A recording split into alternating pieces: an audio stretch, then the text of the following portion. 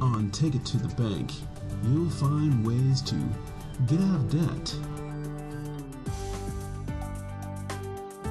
solve your credit card problems,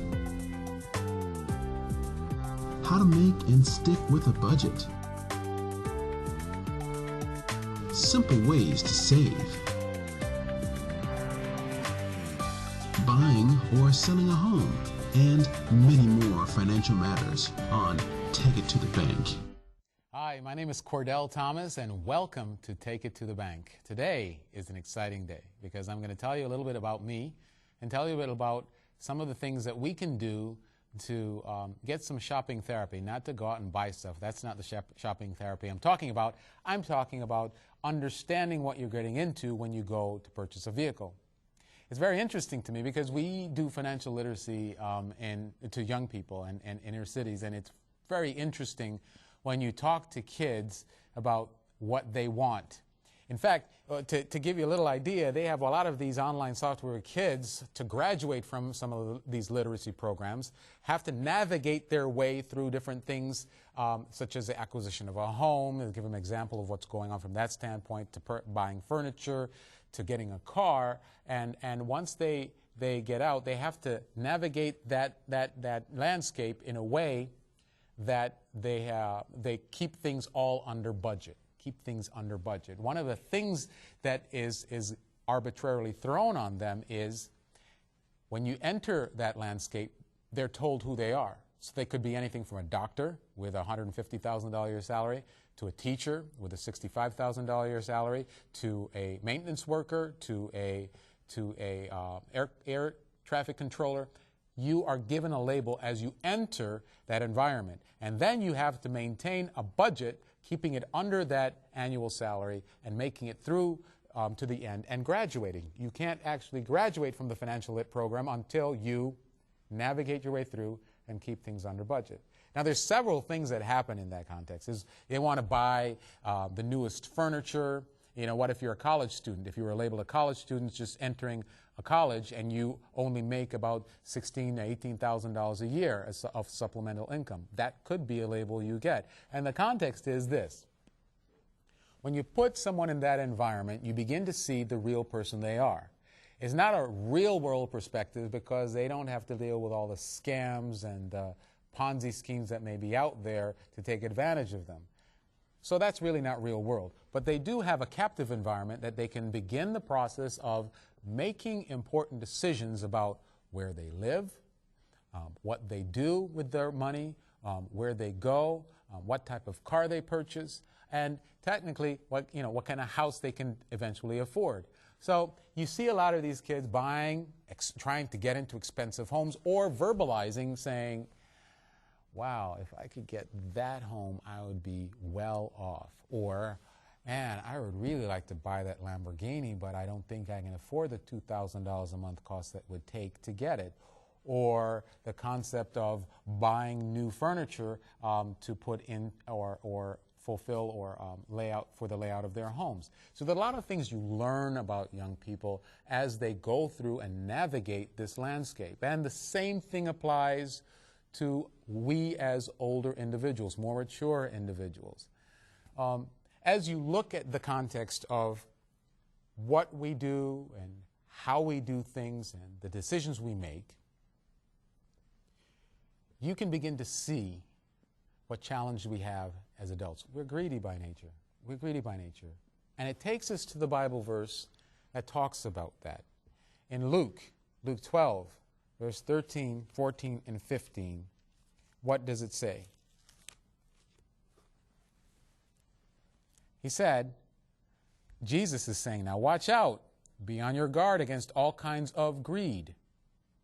A man's life does not consist in the abundance of his possessions. But yet the first thing we see that young people are doing is they're going after the most expensive items and trying to attain those things and fill their lives with those things. And we identify with that because we are a consumer-driven society.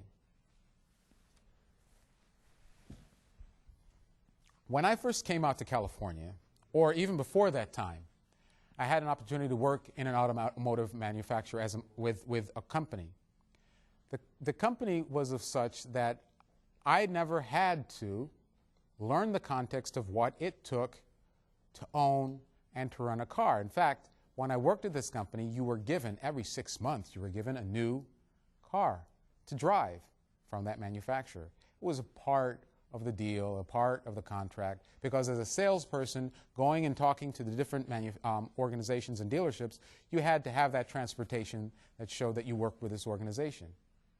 Now here's what's key, is as I drove a car and got it for free, I didn't really understand the full context of what the cost of a car really was, because it was given to me. Being given something and not having to pay for something means you don't really understand and respect the full context of what it takes to run something, what it takes to maintain something, and what it takes to really appreciate what you have. It was in those times that I began to learn the context of enjoyment and going and driving these new cars and gaining a specific objective, but there was a learning experience that I gained that I would like to share with you. One of the mechanisms for training salespeople at the time was to send one of the representatives into a respective dealership and get them to experience the sales process. Now, they chose 2 dealerships on 2 different ends of the spectrum. One is customer service and treating you as an adult and making sure you're comfortable with the purchase process and not selling you a car that you don't necessarily need, but working with you to develop a time frame for your purchase process and giving you the time necessary without hassling you. The other one was on the other end of the spectrum, where their philosophy was, we don't care about you. All we care about is selling the next car. So I don't care if we see you anymore after this purchase process. We're going to hammer you into a car, and once you get into that car, we really don't care what happens to after that, because all we need right now is to make a profit off of you. Different mentalities altogether. So I said, hey, sure, no problem. I'll go. I'll take this experience and learn from it. And I went into the first dealership I went to with the one that didn't really care about you. And I drove in and pulled into the sales department, and several salespeople surrounded me, and we talked to them about, what are you looking for? What do you want? Why is it you're here? And I said, I'm looking at the possible purchase of a new car. I'm just, coming in there to evaluate. I said, well, let's evaluate your used car. So they took my keys, which is a control process, and they left to evaluate my car. While they were evaluating the car, I'm in there with the sales staff, and I'm talking to them, and the salesperson goes, okay, cool. What would it take to get you in a car? I said, I'm just looking right now. Well, why are you here? And then it elevated to their next salesperson or their manager, and to the next manager. I didn't know how many managers I talked to, but I'm trying to tell them, look, I'm not here to buy. I'm here just to look and try to make an evaluation of the car. And at that time, the manager in charge walks into the room and looks at me. Why in the world are you here anyway if you're not here to buy a car? It was a very abrupt and a very abusive and very abrasive experience for me. And sooner or later, I was able to get out the room. I felt I was locked into this jail because they wouldn't let me go. They wouldn't let me go. And then they had my car, they had my keys, and what was I supposed to do? So eventually he says, yeah, you can get your car. Your car is out back. And I had to find my car and find my keys that were sitting on the top of the car and eventually go home. It was a bad experience. But I learned that we have to deal with these type of scenarios when you're looking to purchase something. But in that case, I understood that you're not going to sell me something I don't want. I don't want this. I am the purchaser. I'll buy what I need. Okay, so I go to the next dealer that they told me to go to. And that was the most relaxing experience I've ever been through. Learning the context of what it means to understand and to empathize and to work with the consumer and make sure that they're comfortable. I didn't feel forced. I just told them, look, I'm here to look. They gave me all the time in the world. They allowed me to test drive. I came back, sat in the lounge, gave me a cool drink and those type of things. And as I sat there, I felt at peace. And eventually I said, you know what? I'm not here to buy right now. I'm just here to evaluate. That's fine, Mr. Thomas. Here's our card. Give us a call when you're ready. Come on in. And let's think about what your plans are and what your goals are. When do you need the car? When do you plan on purchasing the car? Let's work through that. And it was a wonderful work relationship because they called and followed up with me. Now, what's my point here? Therapy is understanding the different type of individuals and people, sales individuals that you're going to deal with on an ongoing basis. It's key to understanding how you can control the process and ensure that shopping therapy for you isn't walking away from a store or a dealership with a product that you don't necessarily need. It was a complete learning experience because I also learned through that whole scenario is the fact that there are many costs that go into the acquisition of a product. And in this case, what I would like to chat with you about is the acquisition of a car. What goes into a car when you look to purchase it? Many kids were asked that same question, and all they think about in our financial literacy course is, yeah, I want to get a car. When I get 16, I'm going to go out and I'm going to buy a car, and I think I can afford to spend $200 to $225 a month of my hard-earned monthly income to pay for that car. And then you ask them, is that the only cost that you think is associated with a car? And they think that is the case until you begin the process of discussing with them the overall ramifications and what they get themselves into when they think about a car. So today, as we get into this, remember there's two things I want you to be aware of. That you are a steward, you need to be faithful, you need to understand what your wants and your needs are, you need to understand that you, as a buyer, control the overall process. So let's get started.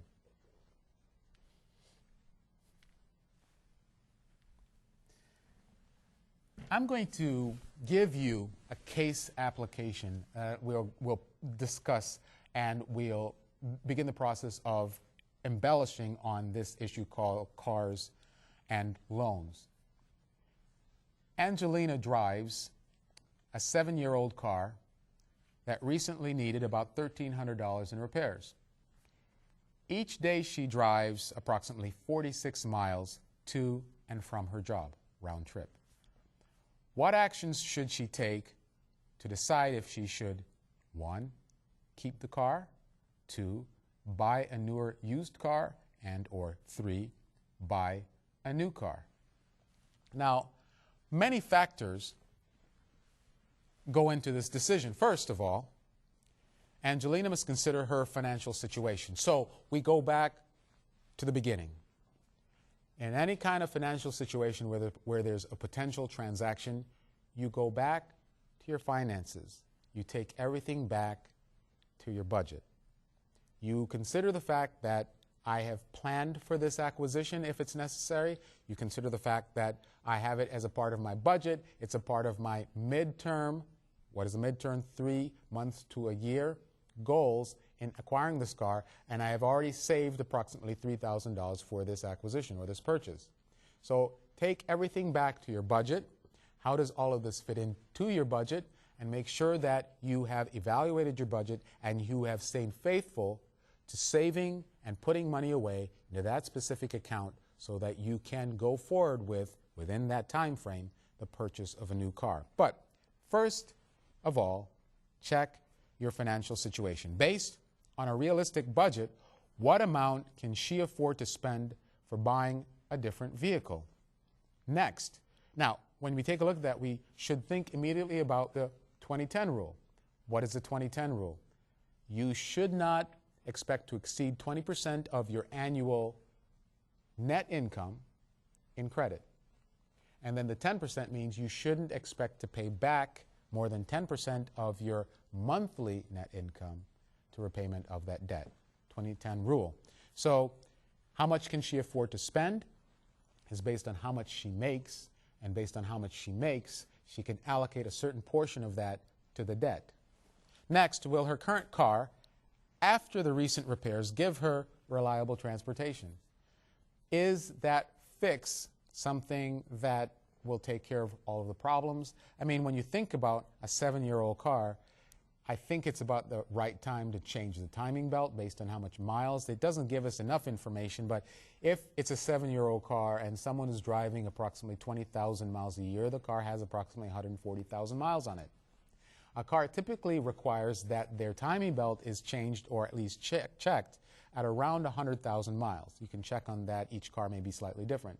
So in this case, $1,300 worth of repairs may be a necessity because of the age of her car. It doesn't necessarily mean that her car is no longer roadworthy. It just means it needs that repair to take care of it. And she had the savings in place for this financial emergency. Next, is it the reliable transportation she's looking for? Is she currently having problems? What I'm reading into this setting is that the car needed the repairs. Every car, after its warranty is over, will need some upkeep. You're going to change tires. You're going to change the wiper blades. You're going to change many of the wear and tear items on the car. Many cars nowadays have 6-year, 100,000-mile powertrain warranties. After that's over, you don't have any more coverage on the powertrain. But as long as you maintain your car, you change your oil, you keep things in the right place, and you check the fluids, there shouldn't be any major concern. And especially now in the environment we live, automotive manufacturers have improved the quality of their vehicles, so you shouldn't really have to change a car every 4 years. You can maintain a car and hold on to cars. I've seen cars on the road for 10, 12, 14, 16 years. I think that the major issue at this point in time is realizing that the intent here is to study the parameters of your specific situation. What I think is the $1,300 is a fee that you need to pay to take care of a major thing on your car. The timing belt needs to be taken care of at a certain time frame in the ownership of your car. So it's at this point in time, I'm assuming, that it was needed. So she spent it. Now, is the car roadworthy? I would suspect it is. If it's never given her any problems, she's taking care of the necessary repairs. So the car, I would suspect, as long as she's taking care of it, will last her a little bit longer. So in addition to those specific questions, how do the expected operating costs of the various vehicles compare? So the operating cost of her car, it's a 7-year-old car, so we are getting an average of 24 to 30 miles per gallon on most cars now. What type of car did she purchase? What type of mileage is she getting? What's the insurance rate she's paying? All of these elements go into the cost of a car, which is what we're going to talk about here. Because based on that scenario with Angelina and her 7-year-old car, I'm saying, from my standpoint, that it is necessary that after 7 years, you have to get a new car. Now, in this segment, I'm hopeful we have the graphic, but I have a graphic of a car I own. And I would love to show it to you because this car is a car that has approximately 250,000 miles on it. The car in and of itself provides you an explanation as to what I'm talking about from Angelina's standpoint. Her car is 7 years of age. My car is approximately 12 years old. I bought it in 1999, and I've changed the oil meticulously, and I've taken care of it as much as I possibly can. The car, I believe, still looks relatively new, and many people think of the car as a recent vehicle that has been developed from a manufacturing standpoint. But the key to this is the car in and of itself can be well maintained and well taken care of. Not to say that I haven't had a lot of things that need to be fixed on it or things that need to be changed on it with the ongoing annual oil changes and those type of things. What it means is that if you take care of something, it doesn't mean there are going to be costs or aren't going to be costs associated with owning that specific vehicle. There are things you need to be concerned about now when you're going out and shopping for a car.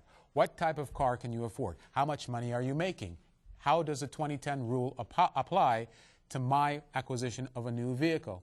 If you take a look at these specific issues, then you can make a good decision about what type of car you're going to buy. One of the things I recommend is look at a car that is 2 years new. It typically has the remaining 3 or 4 years of the powertrain warranty and other coverage on the vehicle. But additional to that, you are paying a more respectable price for a vehicle without paying the invoice and or new car price. Those are things you need to look at and continue to consider when looking at the purchase of a car.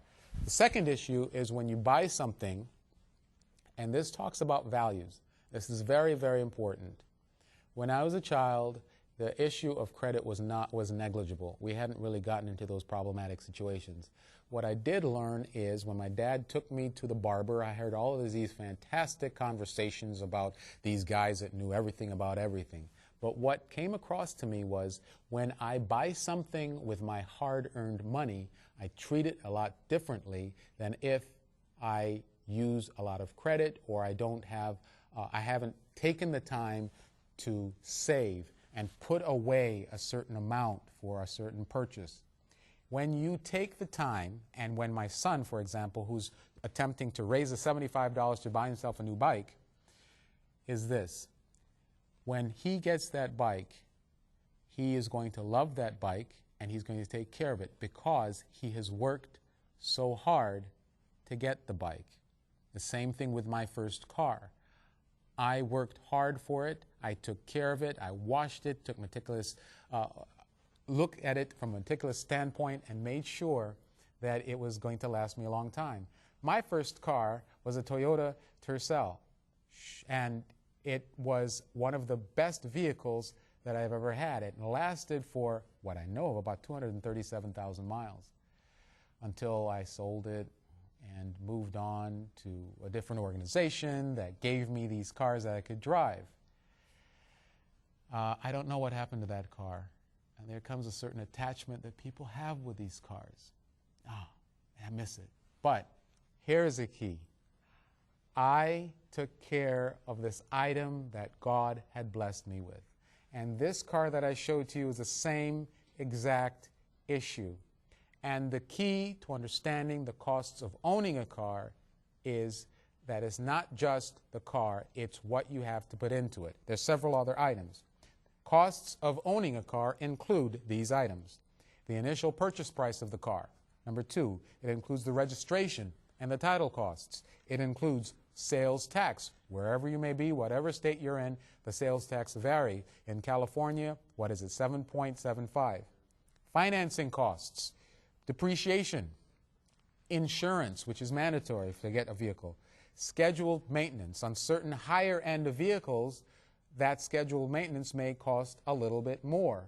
So take a look at what you can afford and build these specific items right into your budget.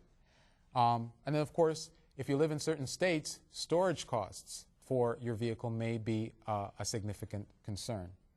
Understand the 2010 rule when you're considering how much you can afford, and then understand that there are additional costs for operating a car.